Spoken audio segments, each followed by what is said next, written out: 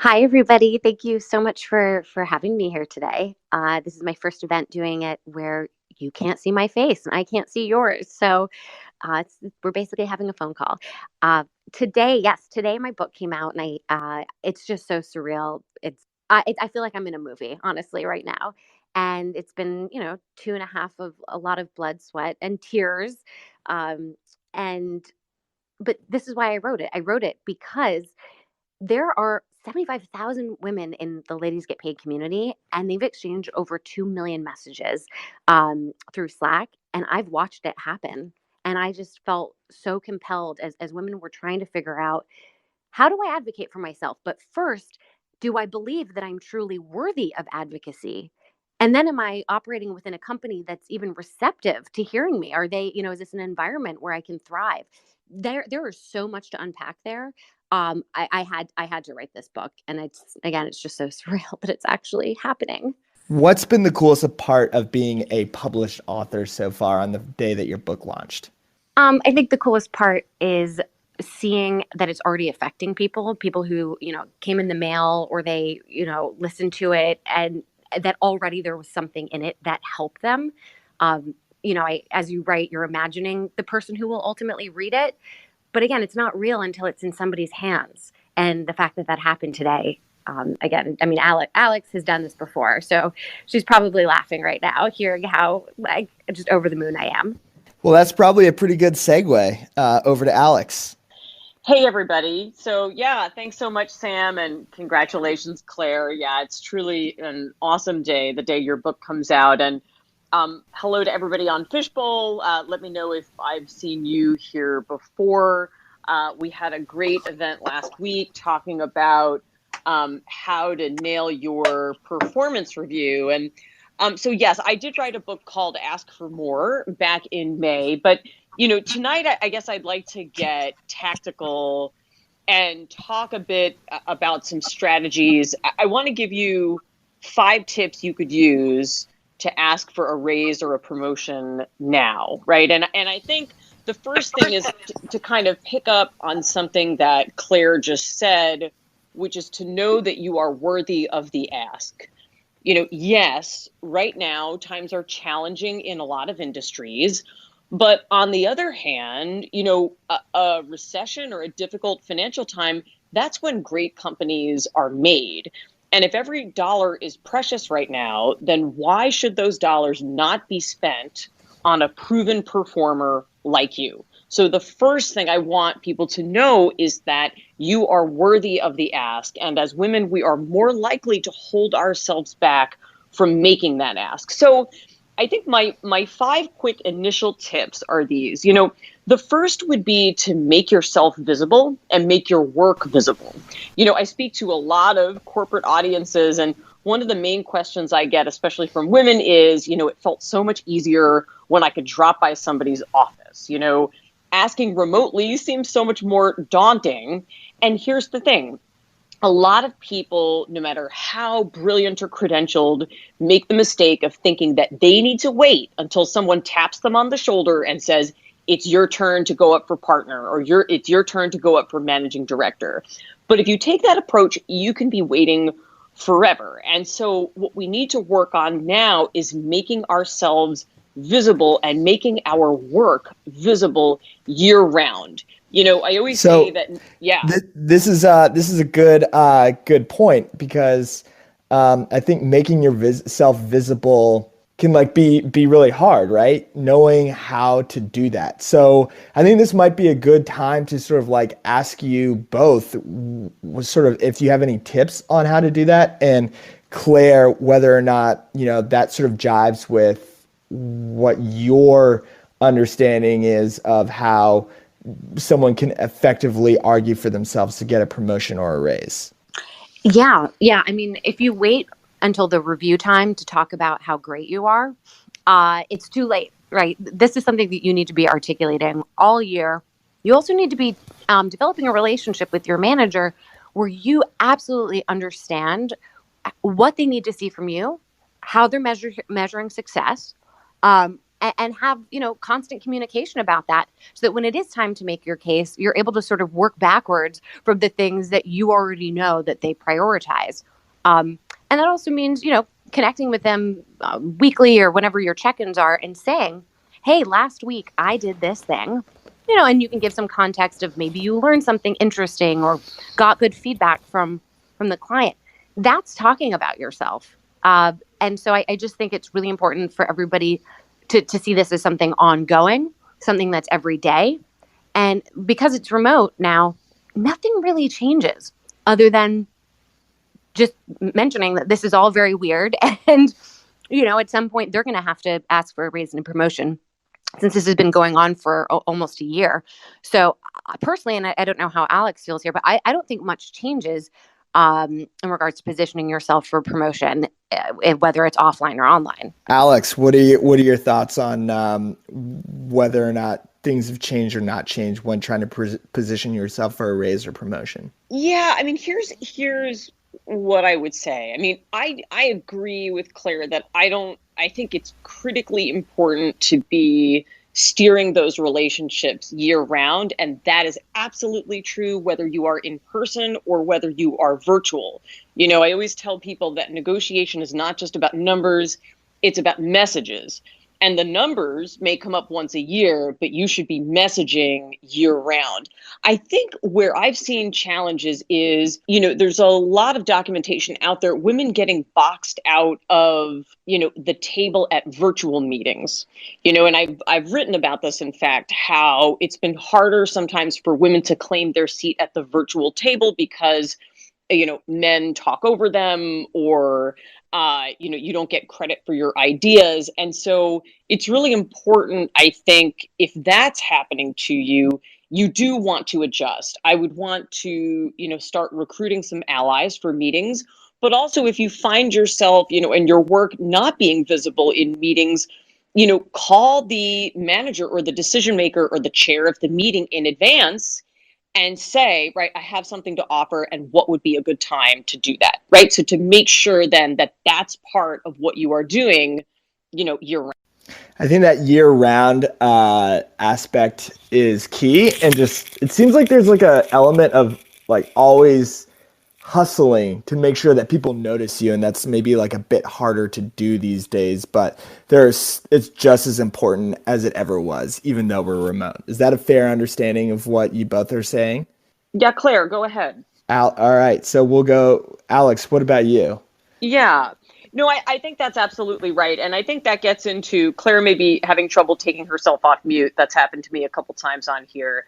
I think, the next thing that I think is really important when you're going for the raise or promotion is to get really clear, specific and confident on your ask.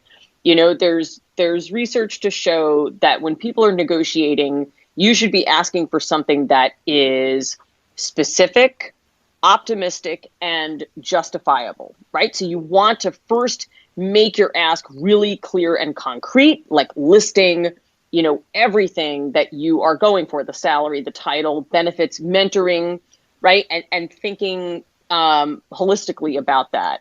But I think, you want to be, yes, justifiable. You want to be able to understand, your worth, having done some research, doing some human intel, right? But then you also want to be optimistic. And here's where I would love to hear Claire's thoughts on this. But, I think a lot of times women in particular are so concerned with being, justifiable, right? Am I asking for something that seems reasonable, that we forget to be optimistic? We forget to ask for the top of the range, or we hold ourselves back from asking for a number, right, that is beyond kind of the bare minimum of what our qualifications call for, right? So getting clear, you want to be specific, optimistic, and justifiable. Would love to hear what Claire has. Thanks for letting me know that, yes, there is a mute button that I needed to press.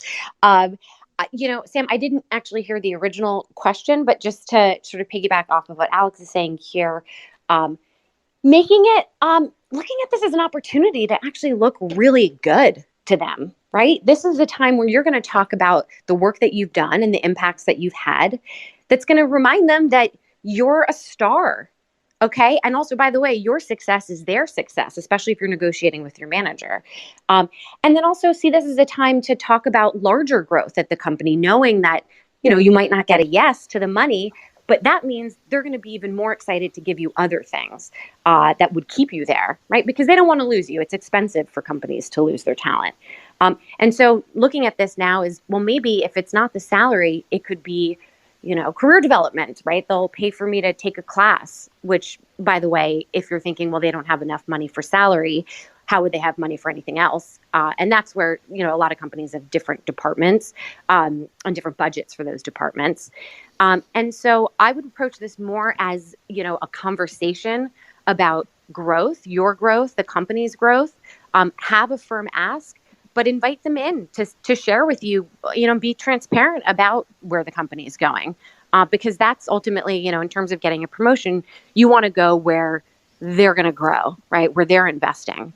And this is why I love talking about asking for raises and negotiating salaries, because it's actually just the beginning of a much larger conversation about your role at the company and how to do well. I obviously could talk, monopolize the rest of the conversation, but, Well, but yeah. those are some initial thoughts. So what I'm going to do right now is I'm just going to like reset the room and reintroduce you all, so that folks know what's going on if they've just recently joined us. So you're listening to a Fishbowl live chat with two experts on how to be your best self advocate. So we've got Alex Carter, who some of you may recognize from previous Fishbowl live talks. She is a negotiation expert and law professor at Columbia, and also the author of Ask for More, 10 Questions to Negotiate Anything. And Claire Wasserman is also joining us, and she is the founder of Ladies Get Paid, and also the author of a book by the same name, which just launched today. So congratulations there. And we're talking about how you can most effectively argue for yourself when it comes time to ask for a raise or promotion. So, Claire and Alex, one thing that I have personally experienced in my life is that self-sabotage often stands in the way of being your self-advocate at work, especially when asking for a raise or a promotion. And I feel like imposter syndrome is a key part of that, where it's like, I'm not good enough. If they wanted to give me this raise, they would have asked me about it. And I'm just wondering, how much of a factor is that? And do you have any sort of tips on how people can sort of overcome that aspect of self-sabotage? And so since it's the day of your book launch, Claire, we'll throw it over to you to sort of answer this question, and we'll go to you, Alex. Yeah. The imposter syndrome. And I want to mention perfectionism too, because I feel like that's, the other side of the same coin. This feeling that, I have to prove myself over and over and over again, or, I'm not as smart or as good or as competent as, I might have presented myself to be. And that, of course, means you're going to stay small because, for example, speaking up in a meeting, if you are afraid that you are not going to look smart, then you probably won't, right? You might not raise your hand or, go for a job, because you don't think you're 100% qualified for it. Well, it's because you don't want to fail. So I think acknowledging that these things were socialized, oftentimes, we're told be the good girl or be accommodating or don't disrupt. Okay. And then when you want more for yourself, does that feel like you're all of a sudden not being grateful for what you're given? So there's a lot of messaging that and baggage that we're carrying that we need to first identify and frankly say, well, what are the consequences of this kind of stuff, right? Of the perfectionism where you're working to the point of burnout or you procrastinate, right? A lot of perfectionists procrastinate. Um, how's that working for you?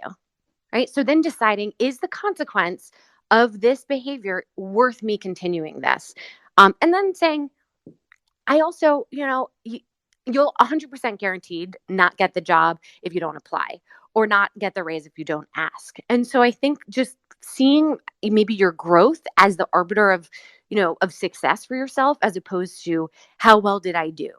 Okay. As much as we all want to do really well, uh, it's actually honestly about pushing yourself and realizing that you've learned, I would say. Thanks for that. Alex, what are your thoughts on pushing yourself out of that sort of self-sabotage and imposter syndrome?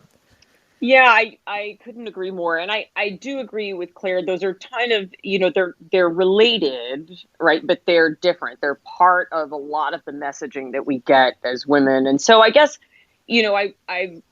I want to tell a story that I think might be helpful to people. And for those of you who've been in a fishbowl with me before, you might have heard this. But the first time I ever asked for more, the first time I ever negotiated my salary, I went in and I had a situation that maybe some of you have experienced. The offer came in and it was pretty good. I mean, in fact, it was slightly above maybe what I thought it was going to be. And so I had this moment where I thought, well, this is pretty good. I should be grateful. But I had just enough on the ball to, before I accepted it, I called a senior woman in my field and I said, so I got this offer and it was pretty good. What should I do? And she said, I'm going to tell you what to do, Alex. You're going to get back in there and you are going to ask for more. Because when you teach someone how to value you, you teach him how to value all of us. And so don't be the woman who doesn't negotiate. If you're not going to do it for yourself, I want you to get back in there and do it for the woman who's coming after you, do it for the sisterhood. And that was the moment that I reframed for myself what asking for more looked like. I had thought up until that point that it was a selfish act, as though this is a fixed pie. And if I ask for more, it means less for somebody else. But then I realized from these wise woman's words that when I ask for more, I'm actually normalizing it. I'm creating more seats around the table for the woman who's coming after me. And so I actually would say to the people here that asking for more and standing up and claiming your worth is an act of service. Whether you are asking for more, asking for a promotion, asking for a raise, or whether you're frankly publishing a book like Claire did today or like I did back in May, even in that process, I had to confront that the business book category was overwhelmingly dominated by men. And I had a moment of imposter syndrome, more than a moment. But then I thought about, what's the kind of world I want to live in? I want to live in a world where my 9-year-old daughter knows that, when she grows up, she can write a book. She can do anything she wants to do.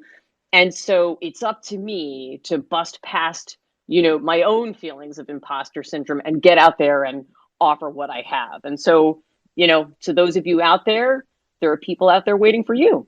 Thank you both for those great answers. So this might be a good time to sort of remind folks that if you have any questions or thoughts that you'd like to share with Alex and Claire about sort of being your own self-advocate, especially around the issue of asking for a raise or promotion, you can press raise hand to speak in the bottom left-hand corner of the app. So raise hand to speak will be how you can sort of jump up and ask, these two great experts about what it takes to ask yourself or ask for a raise or promotion in the way that's most effective. I guess what I'd love to know from you both is, are there sort of like language choices or phrasings that someone could employ to increase their likelihood that they will see the outcome that they want in a negotiation for a raise or promotion? And we'll go with the new author, Claire, first, who has just published Ladies Get Paid today. So again, congratulations for that. Thank you. Thanks. I feel like this is my book party. Actually, this is my book party. This is totally your book party. So thank you all for coming, even though you didn't know it was my book party. I want to just talk about how oftentimes we're afraid of a negotiation because we see it that as a way that, we could disrupt the relationship or jeopardize the relationship, or that we'll be seen as greedy. I want to just say for a minute, I want to acknowledge that is understandable because of the thing called the double bind, which I know Alex knows what that is. I'm curious if other folks have heard of it too. Okay, so the double bind is effectively when a woman acts outside of kind of how she's expected to act, right? How she's socialized to be. If she acts outside of that norm, we then penalize her, right? So if, this is why women get called like bossy or bitchy. The concern about a negotiation, of course, is you're going in to assert yourself, but they might perceive that as aggressive. So what do you do? And this absolutely speaks to what Sam mentioned here, which was what do we say? Like the scripts of like approaching a negotiation. Um, and that's where we have to say words like we, right? To show that you're not greedy. Right. It's towing this line between standing up for your value, asking for what you're worth, but also doing it in a way that's very empathetic and inviting because women could be seen as being you're being too aggressive, you're asking for too much. And so that's why you have, I mean, this is why you have to practice. But I, beyond the words like we, saying I'm sure we can figure this out, something that works for both of us. So it just basically, again, just showing that you're on the same, reminding them that you're on the same page and that you're not sort of against each other when you're in an experience of a negotiation. I'm sure Alex, when I was talking about double bind, I'm sure you were like, yes, I know that. Yeah, no, I'm glad you mentioned that, right? Because, just because I wrote a book called Ask for More doesn't mean, right, that institutions should not be asked to do more, right? Because, Claire's absolutely right that sometimes the reason we feel like we're walking a tightrope is because we are, and this is, I think, even more true for our sisters of color in the workplace. As a white woman, I'm at risk. I'm walking one tightrope, right? On the one side, I'm too nice, I'm likable, I don't have leadership potential. And on the other side, I'm too aggressive, I'm a bitch, whatever word people want to use there. Our sisters of color are walking two tightropes, and are also much more likely to get asked to do non-revenue generating tasks, like being asked to serve on a diversity committee or recruiting other women of color. And I have a whole separate spiel about, making that work visible. But I completely agree with Claire's idea of using we, and in fact, when I counsel people to ask for more, I tell them to use what's called the we. Here's what I'm requesting, and here's how we all benefit. Right. So making sure that what you've accomplished and what you're asking is not getting lost, but tying it to a communal concern, being collaborative, as Claire said. And that is a great way, we, again, it's here's what I'm requesting and here's how we all benefit. It's a great way to navigate that tightrope and to get around that double bind. I like the phrase double bind. Sorry, I had to take myself off mute there. But Eva, who's one of our community leaders for Women in Tech, has joined us as a speaker with a question. So just to remind you, if you have a question or a thought, you can share it by tapping raise hand in the bottom left-hand corner. But I'll throw the mic over to you, Eva. Hey, Sam, thank you so much. And hi, Alex and Claire. I just had a quick question because this recently happened to me. When you go after a new prospective job and the HR or culture and talent rep asks, what range are you looking for, or what is your ideal salary? I always lock up at this question because I'm always afraid to ask for more because I'm afraid that that isn't the right range. So what I always do is say, well, I make this much money, and when I start a new role, I usually get paid the exact same that I'm currently making, which is, not to say bad. I'm not taking a pay cut, but I tend to plateau. So how do you get around the dreaded question of, how much you want to make in your new role? I have a lot to say. If you don't mind, I'm gonna just jump in quickly. Here's why, and I know that you already know the answer here, I think, Eva. Here's why you're not going to tell them how much you currently make ever, or ever base your salary on what you made before. You may have been underpaid. And you also, your life experience with that job may be drastically different from what you were originally hired to do. So I think a really great a way to show yourself that you are not, your value is not based on your last salary. It's to go find your old job description. Go find it. And then I want you to write up a completely new one that's based on what you actually did. And when you compare those two descriptions, I'm really curious to see if you're going to find a big scope change. And that's also where, if you're trying to identify what accomplishments you should talk about in an interview or in an annual review, um, I would really look at that, how your role evolved, what you learned. Maybe you took on the job of, roles of other people. So that's just something to remind everybody, like that the number you were paid before really may have little to do with what you're going to be asking for now. So part of it is that you've changed. And then the other part is it's always the market. It's the market. And this, even though we're all nervous to say the number we want, that should actually be the easiest part of this whole thing, because you're going to do your market research. I can talk more about that, if somebody has a question on how to do that. In the market, you're going to be able to defend. I'm asking for the top range of this, the top number of this range because I believe I'm a top performer, and that should be commensurate with the top dollar. I My advice here about what to actually say when you're asked, the number you want, I would just say it. I would say, here's what I found, here's the research that I did, and then accomplishments. That's anchoring high. Other folks may tell you, well, try to get them to say it first. My concern with that is if they lowball you, it might kind of throw you for a loop a little, might make you feel a little bummed. And then I find it's harder to kind of make the comeback of what you want. If you're starting the conversation because it's the research you've done and you believe you have the evidence to back up for why you deserve it, I would say start strong. Thank you. Yeah, not much more to add to that excellent advice other than to say, legally, there are some jurisdictions where they're not even allowed to ask you what you made before because, we're trying to narrow the pay gap.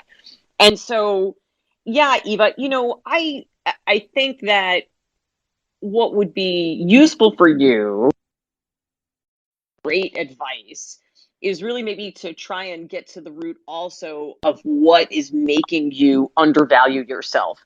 And Eva, you might benefit from, I often advise women, and I'm sure Claire does the same, get yourself a group of like a board of advisors, like a close group of women who are going to help you in situations like this, where you can go to them for a gut check and say, I'm about to undervalue myself again, right? And have them jack you up so that you go in and value yourself appropriately. I have a circle like this. I know a lot of women who do, and it's really, really useful because yes, you're going to do the market research. You're going to take all of Claire's great advice. In the end, you're also going to need to believe that you are worth it. And so those times when you find that more challenging, you'll have your board of directors to remind you. And shout out to Ladies Get Paid. If you want to find that board of directors, we have our Slack group and a salary negotiation channel.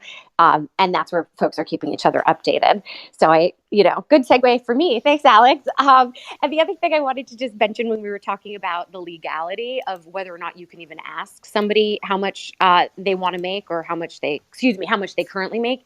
That's called the salary history ban, if anyone's interested in looking that up, salary history ban. And the idea is, if we keep basing our salaries on what we got paid before, but if right out of college, marginalized groups are making less, well, then that just compounds. So over time, we'll never catch up. And by the way, if anybody does ask you how much you currently make, you can decline and say, I'd rather not say, or you could tell them and just very quickly pivot to why that's not relevant to your ask today. I would actually encourage that piece of advice, just because, again, the tightrope that women walk of wanting to appear like nice and accommodating while also, drawing boundaries and being assertive.